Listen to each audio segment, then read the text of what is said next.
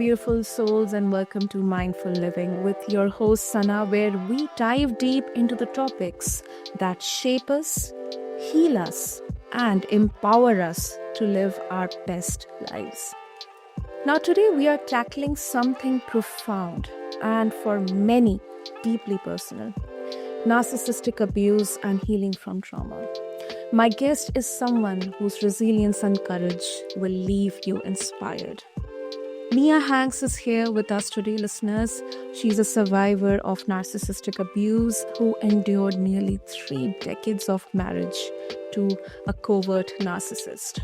She's not just a survivor, though she is a thriver. Mia is the author of the award-winning memoir, Bridemaid, a book that's touching hearts and giving victims of narcissistic abuse hope and a voice. Through her story, she's raising awareness about narcissism, helping victims break free, and proving that there is a life beyond abuse. So, with that, Mia, welcome to the show. It's such an honor to have you with us today. Thank you so much for having me.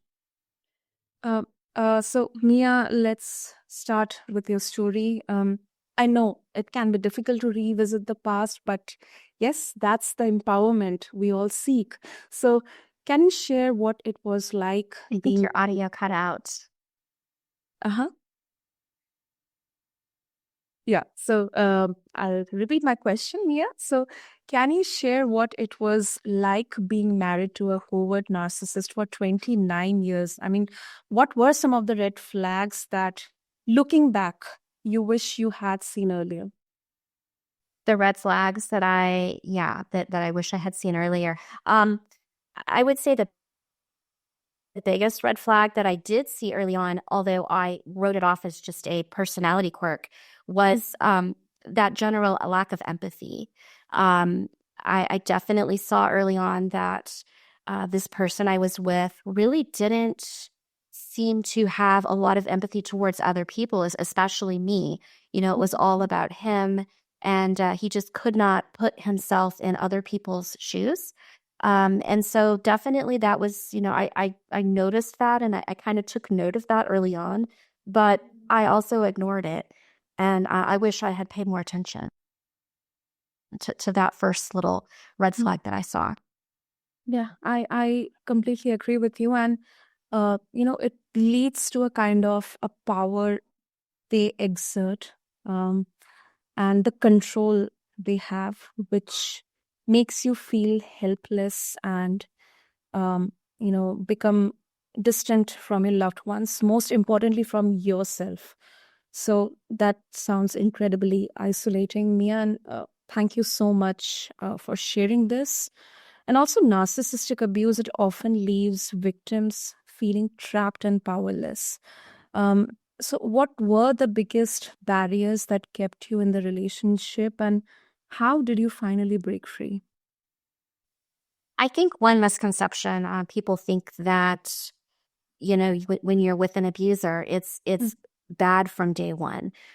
That's really not the case. It's kind of there's a grooming process, if you will.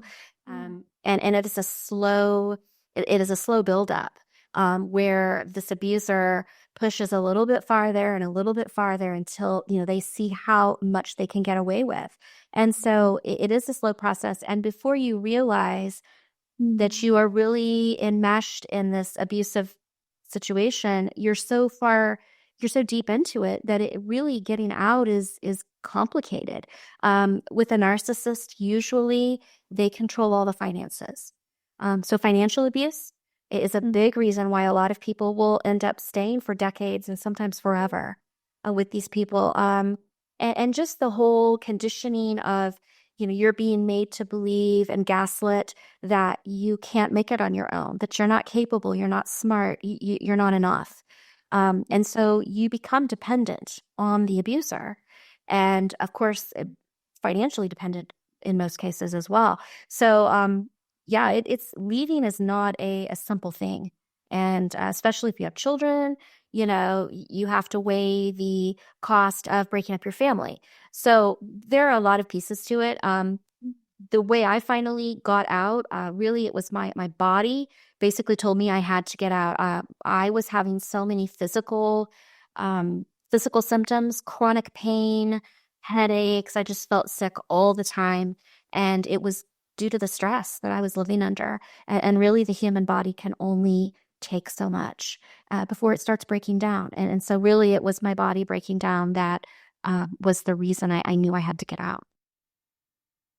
Well,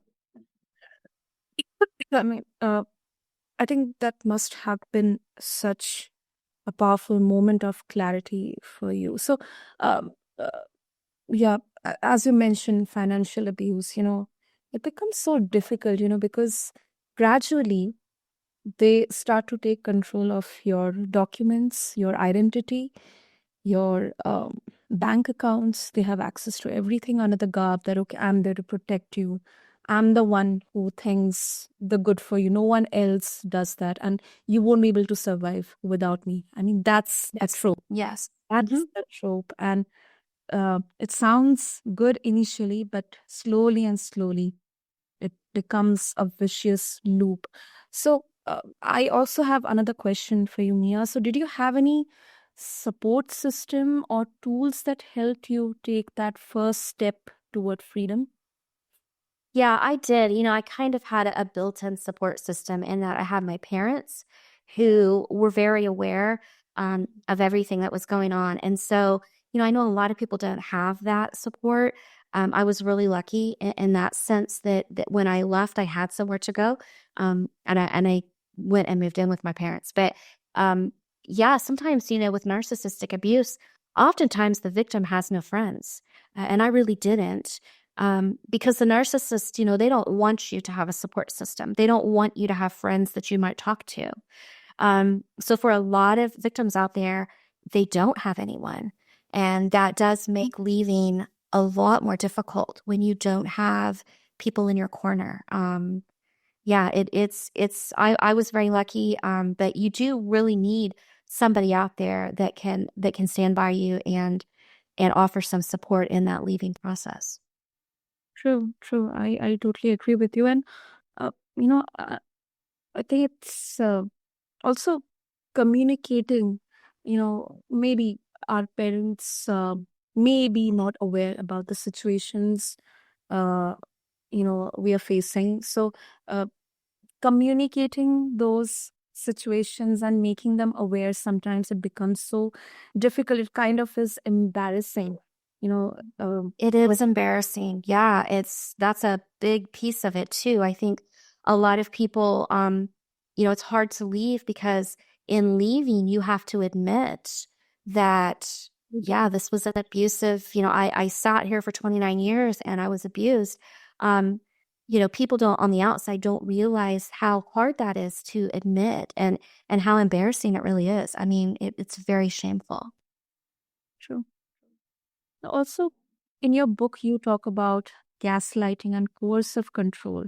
So, for listeners who may not be familiar, can you explain how these tactics work and the psychological toll they take on the victim?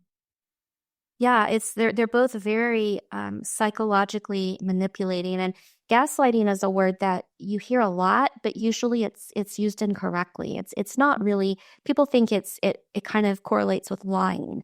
Not really. It's more about changing the narrative. For example, I'll give you an example of gaslighting. If I would say to my ex-husband, what you said was very, very hurtful to me, or, I wish you wouldn't talk to me that way, or something like that. His response would be, well, you're remembering that wrong. I didn't say it that way. I didn't mean it that way. And you must be crazy, because no one else would have taken it that way. No one else would make such a big deal about this. And then you start to question yourself and you say, well, maybe he's right.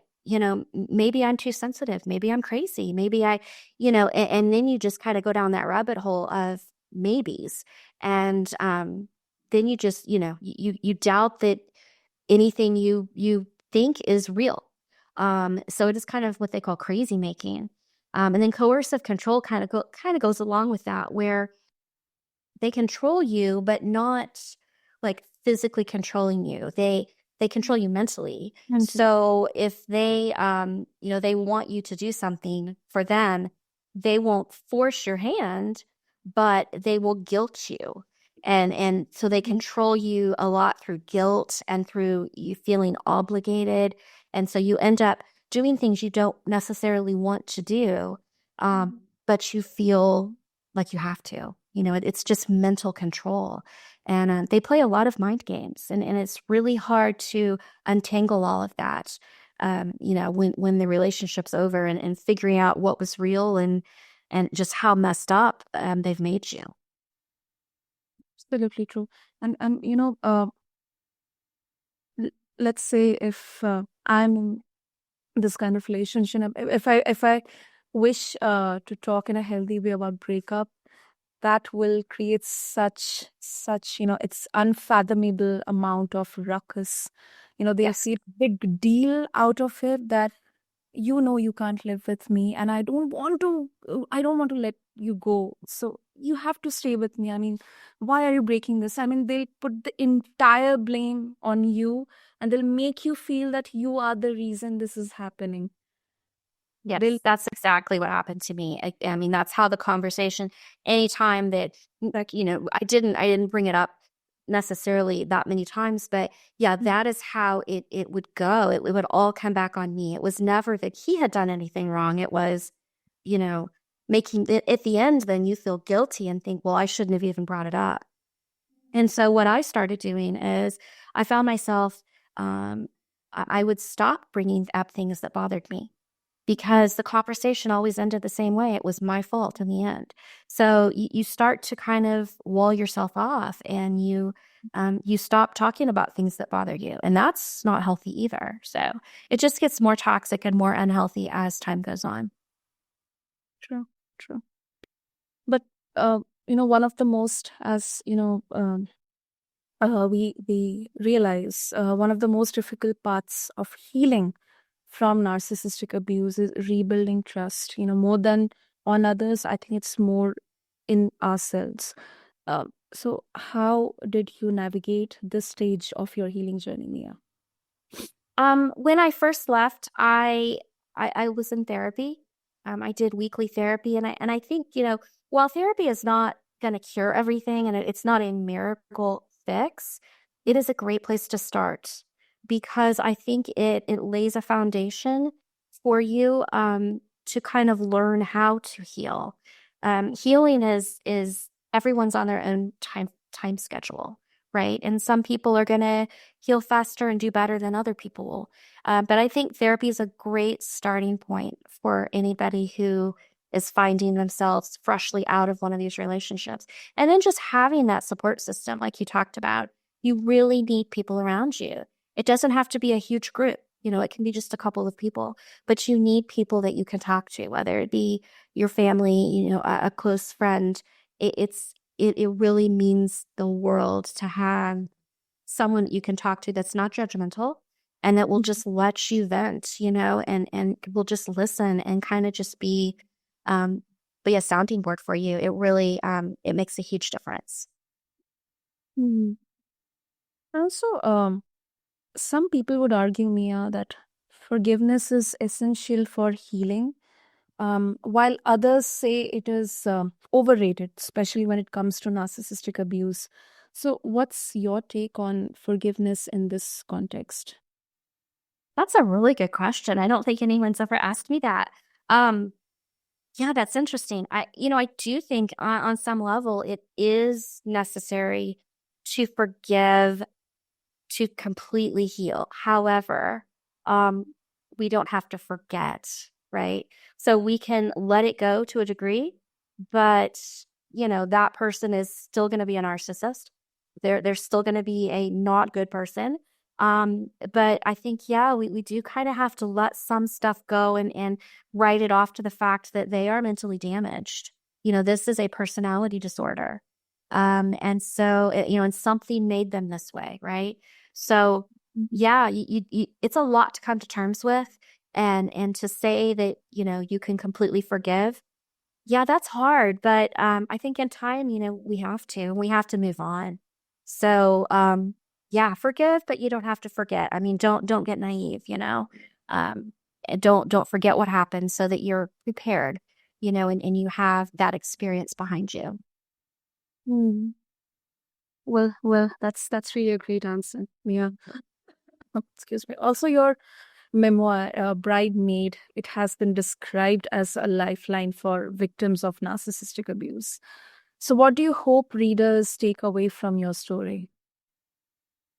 I hope that people who are out there that think they might be in these kinds of relationships, I hope that it can validate them. I hope that being able to kind of take a peek inside somebody's life who lived this life. I hope people can say, yeah, that's what I'm experiencing, and realize that it's okay to say this is abuse. It doesn't have to be physical. And I hope it just gives people out there who need a way out. I hope it kind of gives them validation and almost a permission, to leave. I know that's what I was looking for. When I was in that position, I was kind of looking for permission to leave. I needed validation constantly. I needed people to say, this isn't okay, and it's okay if you leave. So I hope maybe that can, my book can help somebody in that respect. Lovely, lovely. That is really, really inspiring me. And finally, what advice would you give to someone who is listening and who suspects they are in a narcissistic relationship, maybe, or someone they know they are, but is unsure or afraid to take the next step? I think one thing people need to realize is if you do some research on narcissism, it doesn't get better. A lot of people think, well, if I just hold on a little bit longer, things are going to get better. It really doesn't get better. Narcissism gets worse with age. So I would encourage anybody out there, if you are with a narcissist and you want out, take that step. Don't wait around thinking that life's going to get better tomorrow or next week or next year. You really, take and no matter how long you've been with that person, you can get out. It seems daunting. It seems, at times impossible to untangle from them, but you absolutely can. There are resources out there, and there is help available. And I would just encourage anybody, with what time you have left on this on this earth, get out and find life on the other side of abuse, because really it is so much better. Absolutely. Great, great, Mia. I think it's fascinating. It's such an interesting perspective, and thank you so much for sharing your journey with us. And of course, if our listeners would want to connect with you, um, get a hold of your memoir, and maybe share something of their own with you, how they can do that. Yeah, I have a website, miajhanks.com, and there's a link on the website where to Amazon where you can purchase my book. It's available in paperback and ebook formats. And yeah, certainly visit my website, and I'm also on TikTok. The handle is at NPD and me. Great. We'll have all the details mentioned in the show notes. And once again, Mia, thank you so much. Your strength, and I think the best word here I can use is vulnerability. They are truly, truly inspiring. And I know your story will resonate deeply with our listeners. It did with me. So I'm very, very confident. So, listeners, for anyone out there feeling stuck, scared, or alone, Mia's memoir, Bridemaid, is a must read. It's a reminder that you are not powerless, you are not alone, and there is definitely a path to freedom. So, thank you so much, Mia. Thank you so much. So, listeners, if you or someone you know is struggling with narcissistic abuse, take that first step. Reach out, find your voice, and know that healing is possible. You can refer to the show notes along with this episode to get a hold of Mia's memoir and also connect with her. Check out her website. And until next time, stay mindful, stay empowered, and as always, live your truth. I'm your host, Sana, and I'll see you on the next episode of Mindful Living. Bye.